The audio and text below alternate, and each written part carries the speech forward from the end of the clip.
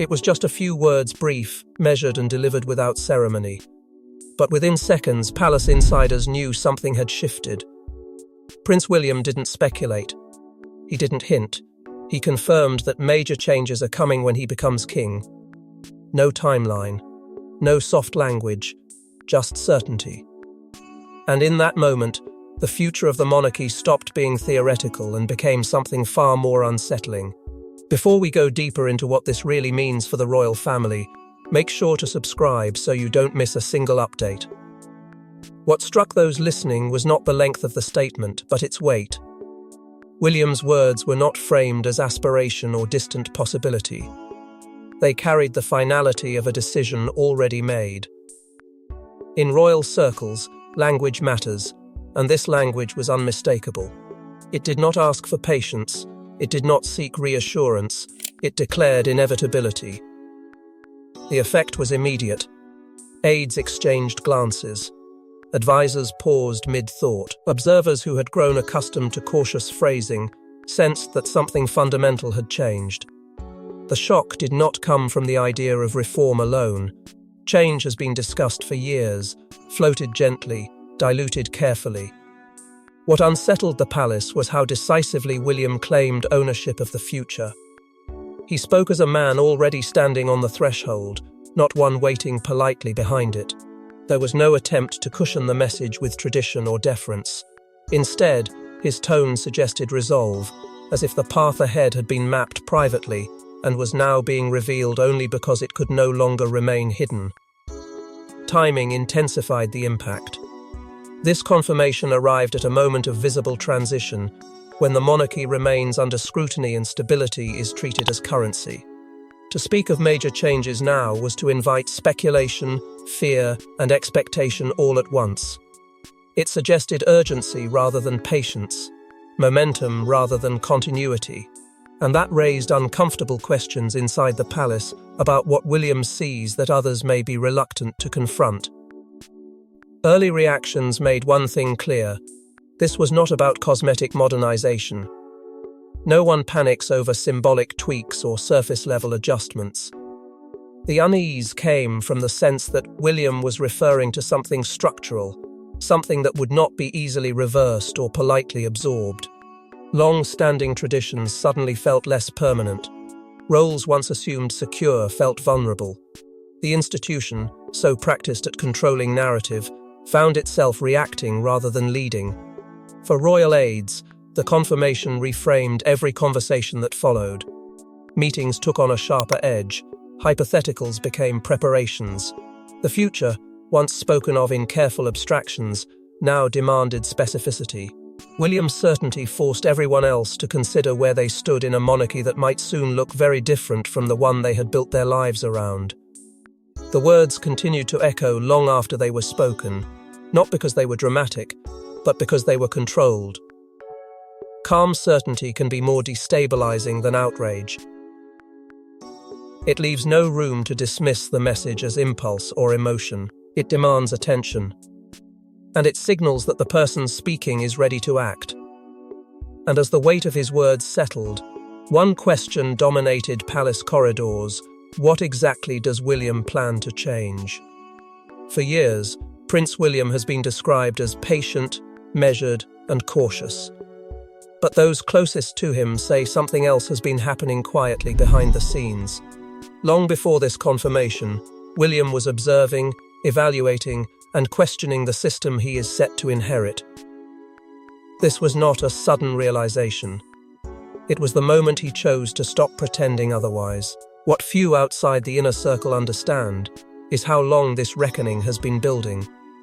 William's frustrations did not arrive with a single incident or headline. They accumulated slowly, shaped by repetition and restraint. He watched the machinery of the monarchy operate from the inside, noting where tradition protected purpose and where it simply protected itself.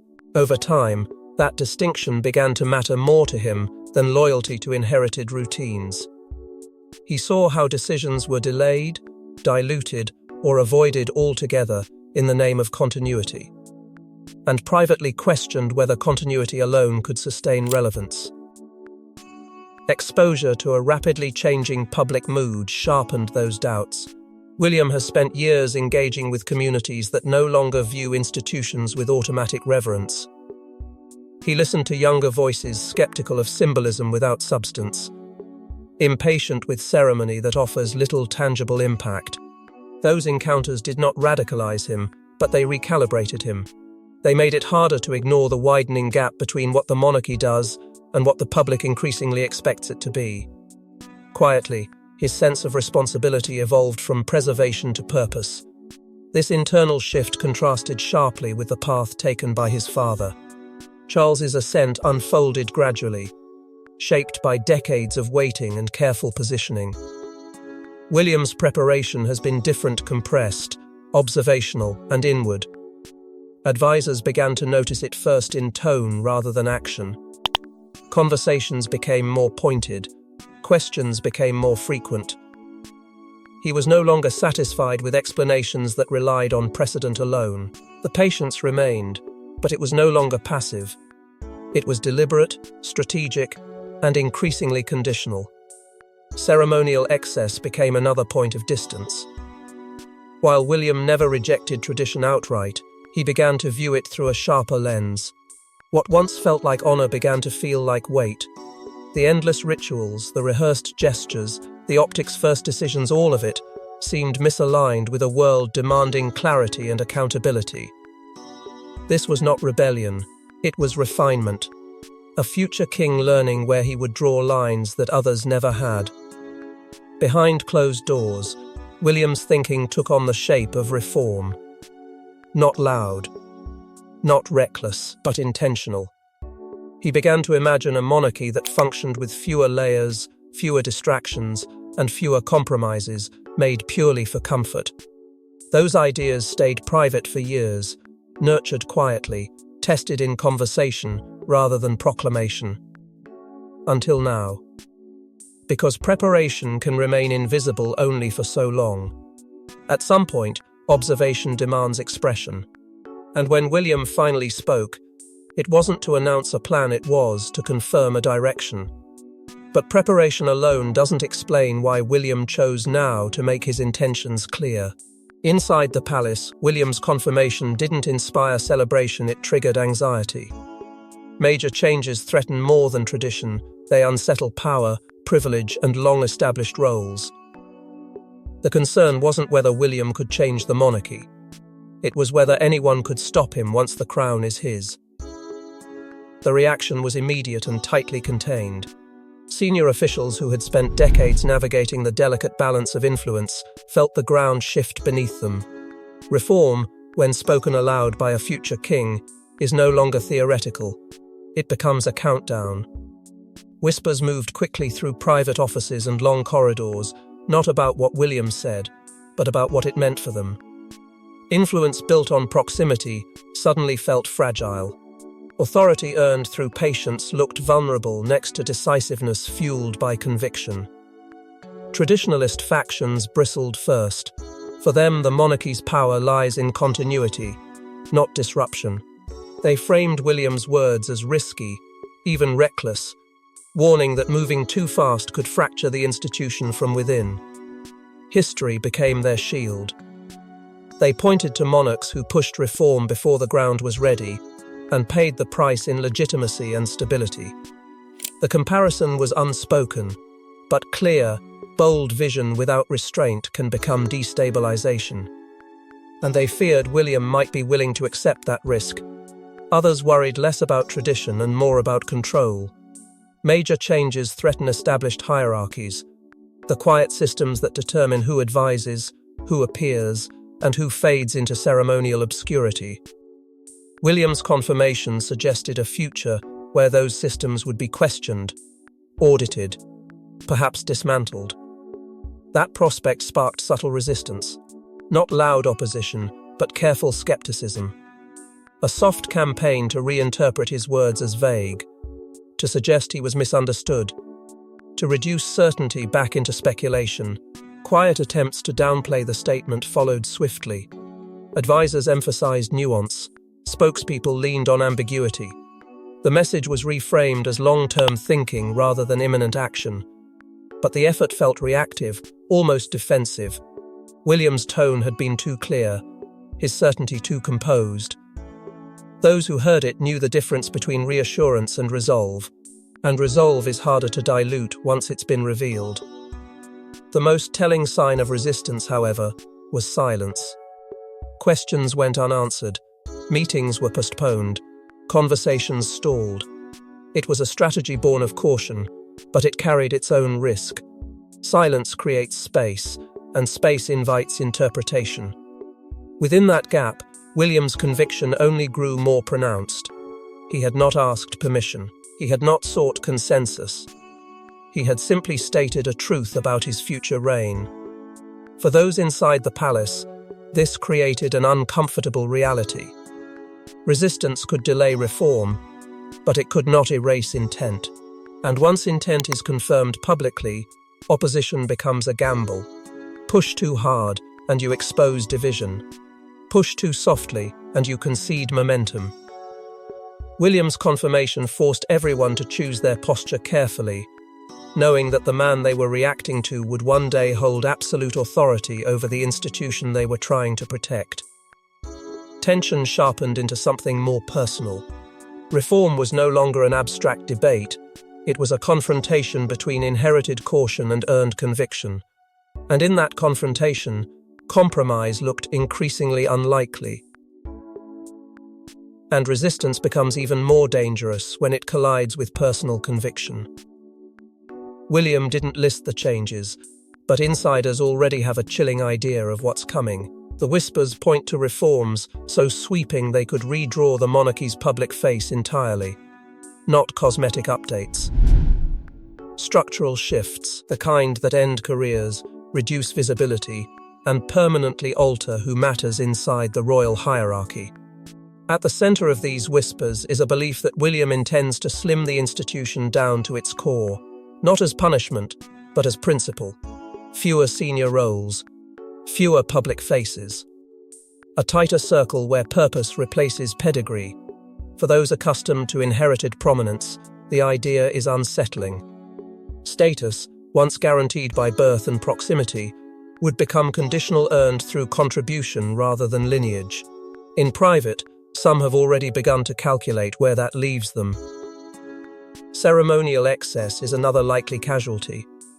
Long processions, layered rituals, appearances designed more for spectacle than substance, these are said to sit uncomfortably with William's instincts.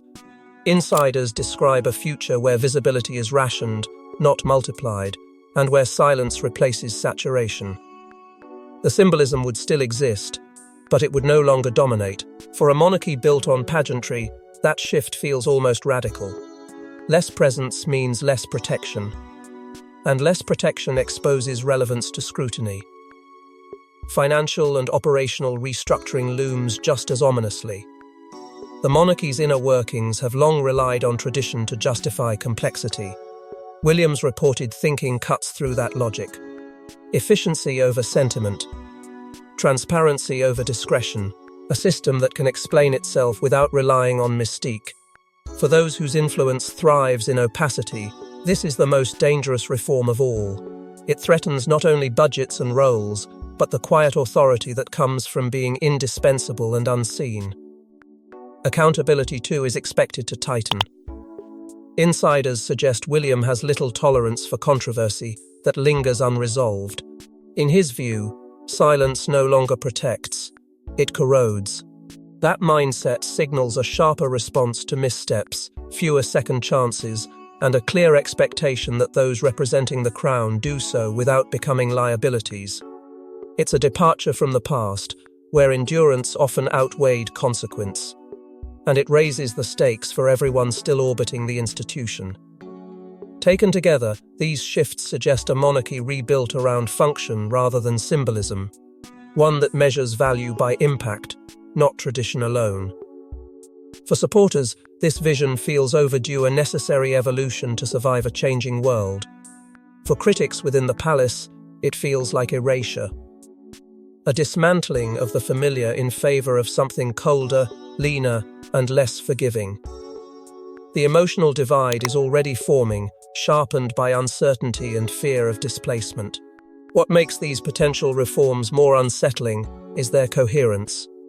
They don't sound like isolated ideas. They sound like a system thought through, interconnected, and ready to be implemented. That sense of inevitability is what rattles insiders most. Because if William truly believes this is the only path forward, resistance may slow the process, but it will not stop it. The future being whispered about is not ceremonial, it is operational. And operational change leaves marks that cannot be waved away with tradition or time. But reform at this scale always creates winners and deeply wounded losers. Every major change carries a cost. And in this case, that cost may be borne by those closest to the throne. William's confirmation sent a ripple of unease through the royal family itself. Because reform doesn't just target systems, it reshapes relationships.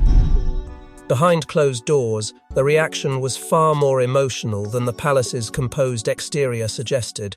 Senior royals who had long relied on familiarity and inherited relevance felt a sudden chill. Influence, once assumed permanent, now felt conditional. Conversations that once flowed easily became guarded, edged with uncertainty. No one said it outright, but the fear was unmistakable. A slimmer, more functional monarchy leaves less room for sentiment, and far less room for those whose roles are defined more by tradition than necessity. For some family members, the threat was not removal, but reduction. Less visibility. Fewer appearances, a gradual fading from the public narrative. In a family where presence equals purpose, that prospect cuts deep. Identity has been built around service, ceremony, and recognition. To imagine a future where those markers are scaled back is to confront a quieter fear, the loss of meaning. And meaning, once questioned, is difficult to restore. The emotional fallout did not surface in public, but it pulsed privately. Old grievances resurfaced. Past sacrifices were quietly tallied. Whispers carried a familiar bitterness.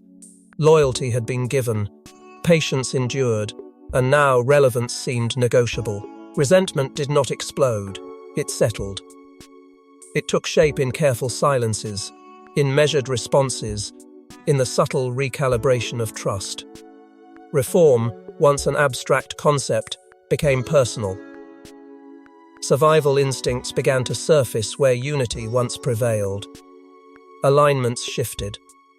Some doubled down on tradition, hoping resistance might slow the inevitable. Others calculated adaptation, quietly repositioning themselves closer to the future they sensed was coming. Loyalty, once unconditional, became tested by self-preservation.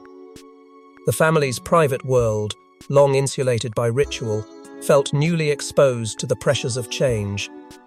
The human cost of modernization is rarely acknowledged, but it is always present. Progress demands choices, and choices create fractures. William's vision, however principled, does not spare feelings. It challenges assumptions that proximity guarantees permanence. It asks family members to redefine their value in a system that may no longer revolve around them. That demand alone is enough to strain even the strongest bonds. What makes this moment especially fraught is William's clarity. Ambiguity allows compromise. Certainty does not. His confirmation stripped away the comfort of delay, forcing the family to confront a future that may not accommodate everyone equally. That realization lingered heavily, reshaping conversations and recalibrating expectations. In private moments, the question is no longer whether change is coming, but how much it will take and who will be left standing when it does. Reform promises renewal, but renewal always comes with loss. And within the royal family, that loss is already being felt. And at the center of it all stands a future king prepared to make uncomfortable choices. With that single confirmation, William reshaped expectations of his reign before it even begins. No longer just the next monarch, he now appears as a disruptor in waiting. A king who intends to lead, not inherit passively. And that distinction may define everything that follows. For decades, succession in the monarchy has implied continuity first and change second. William's words reversed that order. Transformation moved to the front of the sentence. Continuity became conditional. In doing so, he reframed the future not as an extension of the past, but as a deliberate departure from it. That shift alone altered how his reign is being imagined by advisors, by critics, and by the public watching closely for signs of direction rather than reassurance. Public perception responded quickly. Where William was once described primarily as steady and dependable, he is now increasingly viewed as decisive. That perception carries power, but it also carries risk. Decisiveness attracts momentum, but it sharpens scrutiny. Every silence becomes strategic. Every appearance becomes a signal. By confirming change early, William has accepted that his future leadership will be judged not on promise, but on follow-through. The crown has not yet reached his head, but expectations have already settled heavily on his shoulders. There is, of course, danger in moving too far ahead of tradition. Traditional supporters value stability precisely because it resists the shock of sudden reform. For them, William's confirmation stirred unease, not excitement. The fear is not change itself, but speed. Move too fast, and the institution risks losing those who find reassurance in ritual and continuity. William's challenge will be to carry them forward without surrendering the vision he has now made impossible to retract. Yet opportunity sits on the other side of that tension. Younger generations, long disengaged from ceremonial symbolism, responded differently. For them, leadership defined by intention rather than inheritance feels necessary. William's confirmation suggested relevance, clarity, and accountability qualities often demanded, but rarely articulated by the monarchy. In speaking plainly, he reopened a conversation many believed the institution was no longer capable of having. That alone forced the monarchy to evolve, whether it is ready or not. This is where power subtly changes form. Legacy, once the monarchy's primary authority, begins to share space with leadership. Leadership implies responsibility, direction, and consequence. It invites judgment. William's words signaled a willingness to accept that exchange. He did not promise comfort, he promised movement. And movement, once acknowledged, cannot be undone without cost. What remains uncertain is how this vision will interact with reality. Institutions do not turn easily, and the monarchy turns slower than most. William's confirmation created momentum, but momentum requires timing to become impact. Push too early, and resistance hardens. Wait too long, and credibility erodes. The balance between patience and action will define whether this vision becomes transformation or simply expectation unmet. For now, the future feels closer than it did before he spoke. The monarchy is no longer waiting quietly for the next chapter. It has been warned that the chapter is already being written. Yet even the most decisive vision faces one unpredictable obstacle: timing. William's confirmation didn't occur in a vacuum. It landed during an active reign, raising uncomfortable questions about overlap, patience, and boundaries. When a future king speaks this clearly, it inevitably casts a shadow over the present. The contrast was immediate, even if no one acknowledged it aloud. Charles's reign has been defined by careful calibration-measured gestures, incremental change, a deep respect for continuity after years of waiting. William's vision, by comparison, feels sharper, more forward-leaning, and less inclined to wait for permission from time itself. That contrast does not imply conflict, but it does create tension. Two approaches to leadership now exist simultaneously, and the space between them is narrowing. With that narrowing comes risk. To some inside the palace, William's clarity feels dangerously close to impatience. Not impatience with his father, but with the institution's pace. Speaking so definitively while the crown is still worn by another invites interpretation. And interpretation breeds comparison. Advisors worry about the optics of a future king, who appears to be outlining a different destination before the current journey has concluded. Even unspoken, the implication lingers: change is coming, and not everyone agrees on when it should begin. Balancing respect and independence has become a delicate exercise. William has been careful not to undermine the present reign, yet he has also refused to dilute his intent. That balance is difficult to sustain. Too much restraint, and his message loses force. Too much clarity, and it risks being read as encroachment. The line between preparation and pressure is thin, and William now walks it in full view of those who understand its consequences best. Advisors find themselves caught between two futures. One foot remains planted in the present, managing expectations, preserving stability, and avoiding unnecessary friction. The other steps cautiously toward what lies ahead, quietly preparing for a transition that no longer feels distant. This duality strains decision-making. Guidance that once flowed in a single direction now splits, shaped by competing instincts: protect the now or prepare for the next. The strain of parallel authority is subtle but real. No orders are challenged, no lines are crossed, yet influence is already being felt. William's confirmation has shifted conversations, reframed priorities, and altered the way long-term planning is discussed.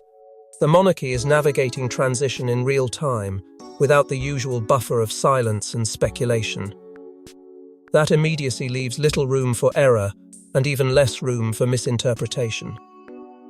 For those living inside the institution, this is the most precarious phase of any reign, the moment when continuity and change coexist uneasily. It demands restraint from the future and confidence from the present.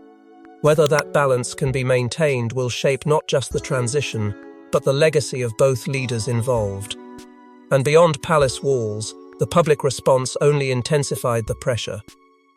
Within minutes, William's confirmation ignited debate. Support, fear, hope. For some, it was overdue honesty. For others, a dangerous promise. But one thing was clear: the public heard him loud and clear, and they are already choosing sides.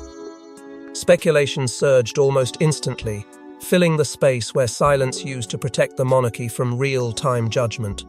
Social conversations moved faster than official responses ever could, dissecting tone, intent, and implication.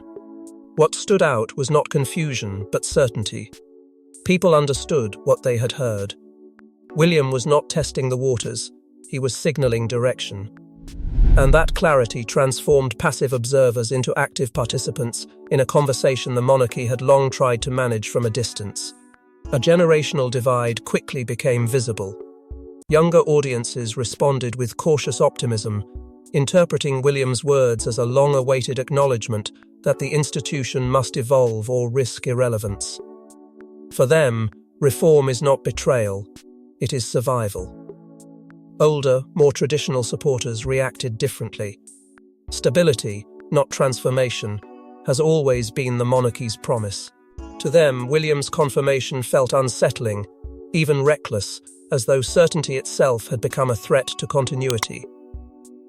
Two visions of the monarchy began to collide in public view. Support for reform grew louder with every hour.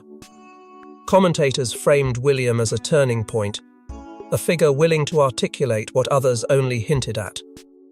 The language shifted quickly from speculation about if change would come to arguments over how far it should go. That shift mattered. It suggested the conversation had crossed a threshold. Reform was no longer hypothetical. It was expected. And expectations, once established, are difficult to satisfy without visible action. At the same time, anxiety spread among traditionalists who sensed momentum slipping beyond familiar control. They warned that modernization often erodes what it seeks to protect. That clarity without caution could fracture loyalty rather than renew it. Their concerns echoed across opinion columns and broadcast panels, framing William's words as a gamble with history itself. The debate was no longer confined to palace insiders. It had become public, emotional, and polarized. Media framing accelerated the divide. Headlines positioned William as a catalyst, a future king already shaping the narrative of his reign. Each analysis layered meaning onto his confirmation, amplifying its significance. The monarchy, once distant and ceremonial, suddenly felt immediate and contested. Viewers were no longer watching tradition unfold, they were watching a live argument about its future. That visibility changed everything. The institution has always relied on controlled distance to maintain authority. That distance eroded rapidly. With every reaction, every interpretation, the monarchy became less an untouchable symbol and more a living system under debate. William's confirmation reopened a dialogue many believed had been sealed shut. And once reopened, it refused to be neatly contained. What makes this moment volatile is not opposition, but engagement. Engagement invites accountability. It demands response. As voices grow louder and expectations harden, the old strategy of quiet endurance becomes harder to justify. The public is no longer content to wait patiently for outcomes decided behind closed doors. They want signals, they want reassurance, or confrontation. Anything but silence. And as expectations rise, silence is no longer an option. William didn't say when he would become king. He didn't need to. By confirming change, he set the future in motion ahead of schedule. The question now isn't if the monarchy will transform, but whether it's ready for what he intends to bring. Momentum has a way of creating its own gravity, and William's words did exactly that. Without dates or decrees, he forced the institution into motion. Plans that once lived in confidential folders were quietly revisited. Long-term strategies became immediate considerations. The palace, accustomed to operating on its own timetable, found itself reacting to a future that had suddenly arrived early. Even silence became a decision, measured against expectations now forming beyond the walls. Preparation mode carries a particular tension. It acknowledges inevitability without offering clarity. Advisors began to prepare not for a coronation, but for consequences. Staffing, structure, messaging, everything that once felt distant was pulled closer to the present. The confirmation didn't just accelerate logistics, it accelerated psychology. People adjusted their assumptions. Careers were recalculated. The future stopped being abstract and started to feel contractual. Expectations, once set, are unforgiving. William's confirmation locked them in. Supporters now anticipate visible change, not symbolic gestures. Critics brace for disruption and look for signs of overreach. In between, the institution must navigate a narrow path where anticipation does not outrun delivery. The risk is not resistance alone, it is disappointment. Promise without proof can erode trust faster than silence ever could. That risk sits heavily because William's words are already being treated as a commitment, not a policy paper. A promise. Promises carry weight precisely because they bind the speaker to action. Delay becomes scrutiny. Compromise becomes retreat. Every moment that passes without movement sharpens the question of intent versus execution. The monarchy has survived on patience, but patience changes when certainty replaces speculation. And yet, standing at the edge of reinvention is not the same as crossing it. Reinvention demands choices that cannot be undone. It demands clarity that leaves no room for nostalgia to negotiate terms. William's confirmation suggests he understands that cost. It also suggests he is willing to pay it. Whether the institution is equally willing remains uncertain. Institutions resist pressure by design, but pressure, once applied, reshapes them anyway. What follows will test more than strategy. It will test resolve. Resolve to act when momentum fades. Resolve to hold course when resistance hardens. Resolve to accept that leadership defined by direction must eventually be proven by consequence. The future is no longer waiting quietly. It has been acknowledged, and acknowledgement carries obligation. Because when a future king speaks with certainty, history doesn't wait, it listens. Thanks for watching. Don't forget to like and subscribe, and we will see you in the next one.